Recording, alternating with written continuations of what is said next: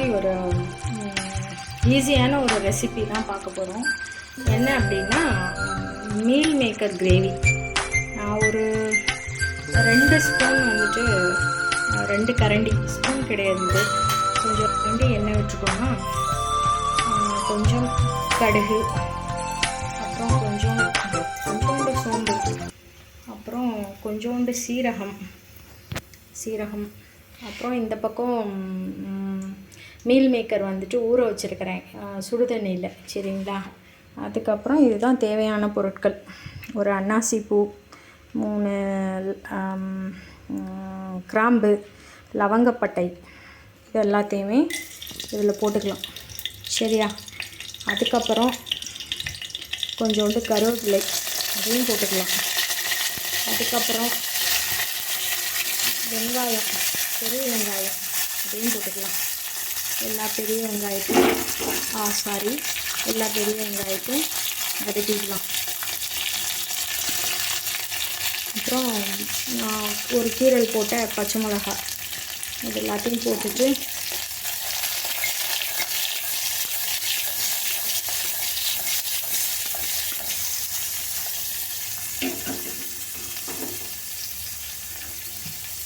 இது நல்லா வதங்கிட்டோம். கொஞ்சோண்டு உப்பு வேணால் சேர்த்துக்கலாம். கொஞ்சோண்டு உப்பு,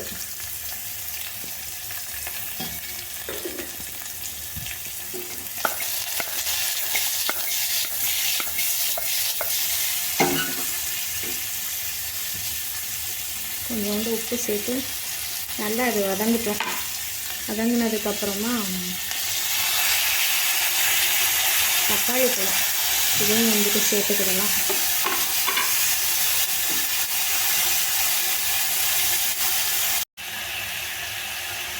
மஞ்சள் தூள் கொஞ்சோண்டு போட்டாச்சு. போட்டுட்டு நம்மளோட மீல் மேக்கர் இருக்குது இல்லையா, அந்த மீல் மேக்கரை வந்துட்டு கொஞ்சமாக அதில் போட்டுக்கலாம்.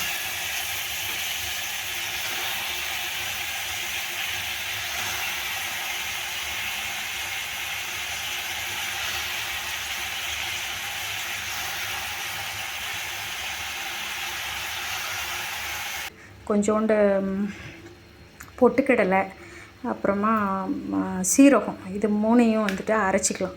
3 இல்லை 5 பொருள் இருக்குது. தேங்காய், பொட்டுக்கடலை, சீரகம், வெள்ளைப்பூண்டு, மிளகு.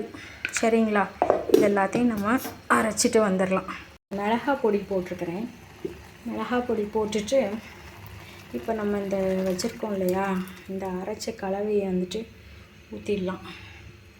ஊற்றிட்டு தேவையான அளவு உப்பு போட்டுட்டு இப்போ நம்ம ஒரு 3 விசில் வந்துட்டு இதை விட வைக்கலாம். 3 விசில் கூட தேவையில்லை. ஒரு விசில் இல்லை 2 விசில் மட்டும் போதும். போட்டுட்டு நமக்கு மீல் மேக்கர் கிரேவி வந்துட்டு ரெடி ஆகிடும். இதை நீங்கள் இட்லி, சப்பாத்தி, தோசை, ரைஸு கூட வந்துட்டு நீங்கள் சாப்பிட்டுக்கிடலாம்.